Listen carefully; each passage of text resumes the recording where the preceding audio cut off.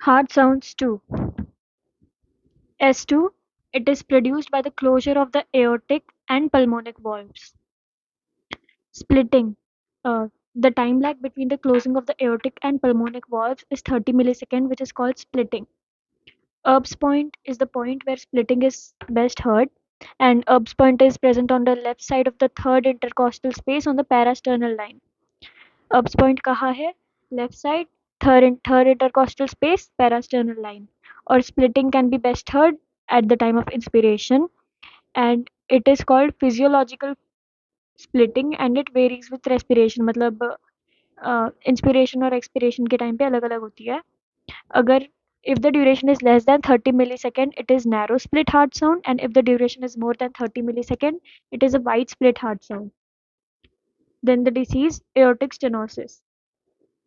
Aortic stenosis, when the valve size is less than 2.5 centimeter square.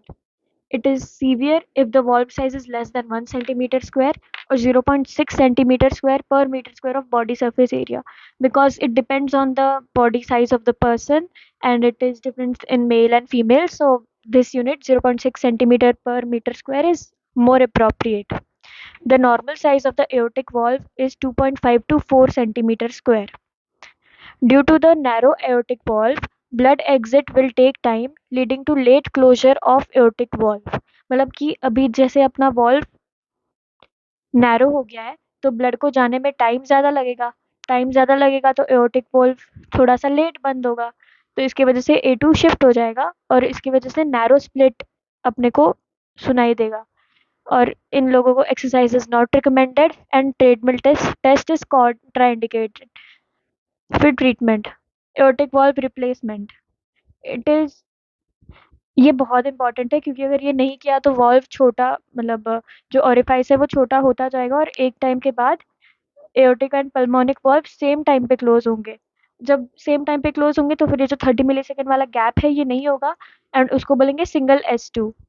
और अगर और अपन ने ट्रीट नहीं किया तो एओर्टिक वॉल्व पल्मोनिक वॉल्व के बाद क्लोज होगा, मतलब ये आगे शिफ्ट हो जाएगा एंड इसको बोलेंगे reverse splitting of the second heart sound और पैराडॉक्सिकल स्प्लिट. Important information है कि reverse splitting of S2 represents the maximum severity of valvular aortic stenosis. तो ये जो सबसे ज़्यादा सीवियर वाली स्टेज है उसमें रिवर्स स्प्लिटिंग होगा. एंड सीवियर माइट्रल स्टेनोसिस की बात करें तो उसमें valve size less than 1.5 centimetre है एंड सीवियर एओर्टिक स्टेनोसिस में valve size less than 1 centimetre square है. Causes of aortic stenosis, infants में it is because of bicuspid aortic valve, children में rheumatic fever, and in people of more than 65 years of age, degenerative senile calcification. And clinical findings can be learned by the mnemonic SAD. S stands for syncope on exertion, A stands for angina, subendocardial ischemia. क्योंकि demand और supply में gap आ रहा है, supply कम है demand ज़्यादा है तो उसकी वजह से पेन होगा. And D stands for dyspnea because the left ventricular and diastolic pressure increases. Examination finding, pulsus parvus attardus, also known as anacrotic pulse, can be heard. Very important. Pulsus parvus attardus, also known as anacrotic pulse. Then there is slow rise of pulse because of the physical obstruction, delayed peak and less amplitude. Pulse pressure will be less because systolic blood pressure will be reduced. Blood pressure कम है तो pulse pressure कम है. Heaving apex beat, heaving मतलब धक धक धक धक जोर से सुनाई देगा अपने को एंड ये हो रहा है क्योंकि लेफ्ट वेंट्रिकल की हाइपरट्रॉफी हुई है. Then there is double apical impulse, मतलब दो एपेक्स, जैसे नॉर्मल वाले में एक ही पीक होती है इसमें डबल एपेक्स है, डबल एपिकल इम्पल्स और presence of the carotid thrill.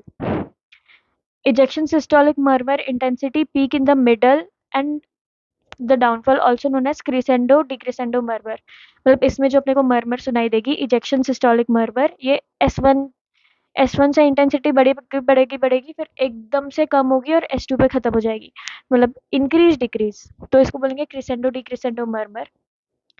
जो S2 साउंड है वो नैरो है, सिंगल है या फिर paradoxical based on the severity, and S4 भी प्रेजेंट होगा. Important information, dicrotic pulse is seen with dilated cardiomyopathy, and anacrotic pulse is seen with valvular aortic stenosis जो अपन ने अभी पढ़ा, और उसको बोलते हैं pulsus parvus attardus. Dancing carotid होगी एओटिक रिगर्जिटेशन में, और कैरोटिड थ्रिल होगी एओटिक स्टेनोसिस में. डांसिंग कैरोटिड एओटिक रिगर्जिटेशन में है और कैरोटिड थ्रिल एओटिक स्टेनोसिस में है. फिर इन्वेस्टिगेशन ऑफ चॉइस सबसे बेस्ट, क्योंकि अपन सबसे बेस्ट है ट्रांसथोरैसिक इकोकार्डियोग्राफी, जिसकी वजह से साइज ऑफ द ओरिफाइस अपने को पता चलेगा. Ejection velocity is more than 4 metre per second, and transvalvular gradient which is the difference between the left ventricular pressure and the aorta will be more than 40 millimeter of mercury. Disease end. Now talking about the next disease, it is patent ductus arteriosus. It is also मतलब ये अपन paediatrics में अपन ने पढ़ा हुआ है. तो इसमें क्या है, एक कनेक्शन फॉर्म हुआ है पल्मोनरी आर्टरी में एंड एओर्टा में, और blood from aorta it goes to the pulmonary artery. Causes: in the preterm baby, hypoxia produces prostaglandins which causes patent ductus arteriosus, and in the term baby there is the congenital rubella syndrome. मतलब ये causes है जिसकी वजह से patent ductus arteriosus हो सकता है. Main मतलब प्रोस्टाग्लैंडिन्स की वजह से एंड कंजेनाइटल रूबेला सिंड्रोम की वजह से. Pathophysiology. Starting of the patent ductus arteriosus is the bifurcation of the pulmonary artery. Start हो रहा है ये bifurcation of pulmonary artery से, और खत्म होगा in the beginning of the descending aorta. मतलब from pulmonary artery to the descending aorta connection बना हुआ है. And because of the increased pressure in aorta, the blood races to the pulmonary artery and then to the lungs, leading to the volume overload of the left heart. क्योंकि aorta में blood pressure ज़्यादा है, तो फिर aorta से blood pressure चला जाएगा pulmonary artery की तरफ, और इसकी वजह से लेफ्ट हार्ट में वॉल्यूम ओवरलोड हो जाएगा. एंड ये है left to right shunt, and क्योंकि इसके वजह से हो सकता है लेफ्ट वेंट्रिकुलर फेलियर, क्योंकि exit of the blood takes more time than normal, aortic valve closes later, and there is a narrow split of second heart sound. Clinical features. Preterm babies में at birth ही symptom होंगे. Term babies में symptom आएगा at 6 to 8 weeks. There is efforts intolerance. Dyspnea on feeding means the child, उसको बार बार सांस लेने के लिए उठना पड़ता है. He is very irritable, and there is sweating on the forehead. On examination, S2 means the second heart sound, there is a narrow split, and continuous murmur or machining murmur peaks at the level of S2 and will be heard both in systole and diastole, and there is increased risk of necrotizing enterocolitis. मतलब S1 पे sound चालू होगा, S2 पे सबसे ज़्यादा होगा, और S1 में फिर कम हो जाएगा. Investigation of choice is again transthoracic echocardiography. Treatment, क्योंकि ये बेबीज में प्रोस्टाग्लैंडिन की वजह से हो रहा था, तो फिर indomethacin and ibuprofen is given to stop the prostaglandin synthesis. In term babies surgical ligation is perform, ताकि अपनी ये जो भी कनेक्शन बनाया इसको कट कर दे. एंड देन अभी तक अपन ने इसमें narrow split second heart sound पढ़ा है, तो फिर ये कहाँ कहाँ पढ़ा है. एओर्टिक स्टेनोसिस में, क्योंकि वो सीवियरिटी पे जब डिपेंड कर रहा था, पहले नॉर्मल था, फिर नैरो हो रहा था, एंड फिर पैराडॉक्सिकल हो रहा था. दूसरा ये चीज़ होगी हाइपरट्रॉफिक ऑब्स्ट्रक्टिव कार्डियोमायोपैथी में, या फिर सब वैल्वुलर एओर्टिक स्टेनोसिस में. एंड तीसरा ये चीज़ सुनाई देगी अपने को लेफ्ट वेंट्रिकुलर फेलियर में. जैसे कि ये किस किस चीज़ों में हो रहा है, anterior wall myocardial infarction, coxsackie B myocarditis, wet beriberi severe anaemia, and patent ductus arteriosus. Now next talking about the mitral valve regurgitation. Mitral valve regurgitation में blood shunting from left ventricle to left atrium, क्योंकि of course mitral valve left में हो रहा है, and regurgitation मतलब back flow, तो फिर blood ventricle से atrium में जा रहा है. तो फिर अगर वो पीछे जा रहा है तो फिर आगे कम आएगा, मतलब of course less blood will go from the heart, तो exit of the blood will take lesser time, तो A2 will move to left and gap will be increased, मतलब wide split second heart sound, and duration between the A2 and P2 will be more than 30 milliseconds. Next topic, ventricular septal defect, which is again a topic of pediatrics. Shunt from left ventricle to the right ventricle, क्योंकि of course left ventricle का pressure ज़्यादा होता है, क्योंकि उसको पूरी body में blood supply करना होता है. Less blood will go from the heart, exit of the blood will take lesser time, and wide variable split, second heart sound. Types of atrial septal defect. Perimembranous is most common, which is seen in the 80%. Muscular muscular atrial septal defect is in spontaneous closure by 3 years, and supracrystal is the worst prognosis associated with aortic regurgitation. Normally, P2 closure varies with inspiration and expiration, so whether it's ventricular septal defect or mitral regurgitation, A2 will be early and P2 will be oscillating with respiration based on inspiration and expiration. Atrial septal defect. It is a low pressure shunt, and इसमें blood will move from the left atria to the right atria. Right ventricle will have volume overloading, क्योंकि right atrium में blood ज़्यादा हो रहा है तो फिर right ventricle में भी ज़्यादा ब्लड जाएगा. ज़्यादा ब्लड होगा तो वो टाइम भी ज़्यादा लेगा एग्जिट होने के लिए, and P2 will be delayed. A2 will close early. Wide fixed split second heart sound. Now the difference during inspiration and expiration. अब इंस्पिरेशन में ब्लड ज़्यादा आएगा क्योंकि नेगेटिव प्रेशर क्रिएट होगा, जिसकी वजह से चेस्ट कैविटी में ज़्यादा ब्लड जाएगा. और फिर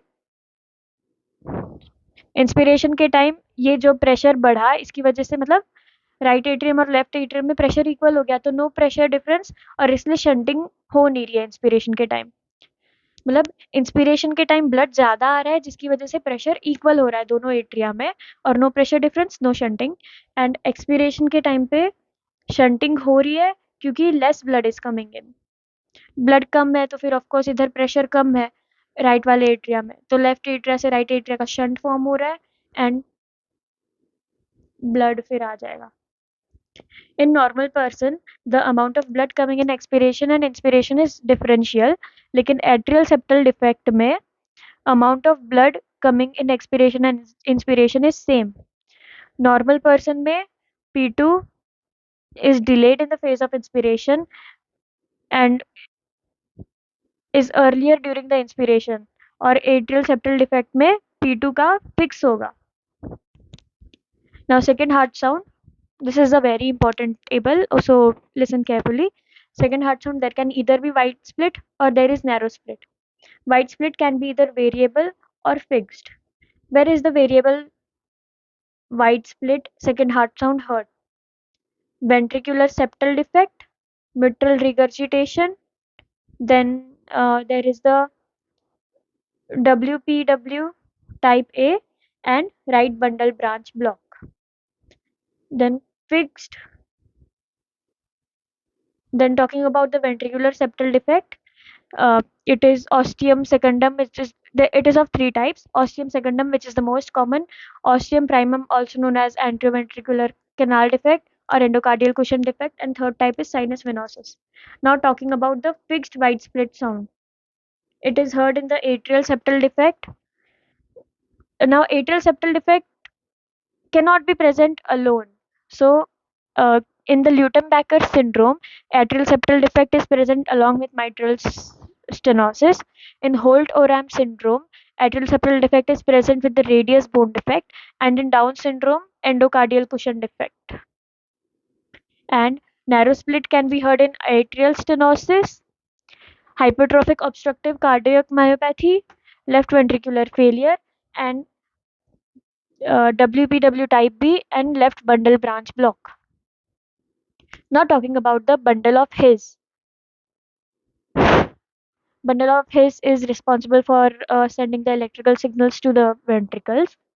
The refractory period of both the fascicles are different. Current first goes to the left fascicle and then right fascicle, because इसको ऐसे याद कर सकते हैं कि साइनोआर्टरियल नोड भी लेफ्ट में ही होता है, तो फिर वो पहले करंट लेफ्ट को भेजेगा, और क्योंकि वो पहले लेफ्ट को भेज रहा है तो mitral valve will close first, और similarly aortic valve will close first, क्योंकि ये दो चीज़ें लेफ्ट में आ रही है. Mitral valve close first and aortic valve will close first. The closure of heart valve is not only dependent on pressure but also on electrical events. अब right bundle branch block, कि अगर right वाले में branch का block है तो फिर information right में डिले हो जाएगी। राइट में डिले हो जाएगी मतलब T1 और P2 दूर जाता जाएगा, क्योंकि M1 T1 में अपन M1 लेफ्ट में लिखता है, T1 राइट में लिखता है, A2 P2 में A2 लेफ्ट में लिखता है, P2 राइट में लिखते हैं। तो फिर T1 और P2 दूर जाएगा तो फिर wide split of S1 and S2 होगा। और P2 की जब भी बात आएगी तब वो वेरिएबल होगा क्योंकि वो इंस्पिरेशन के साथ चेंज होता है। And talking about the left bundle branch block, left bundle branch होगा तो delayed information to the left side, मतलब M1 और A2 लेफ्ट में शिफ्ट होगा and this is the narrow split.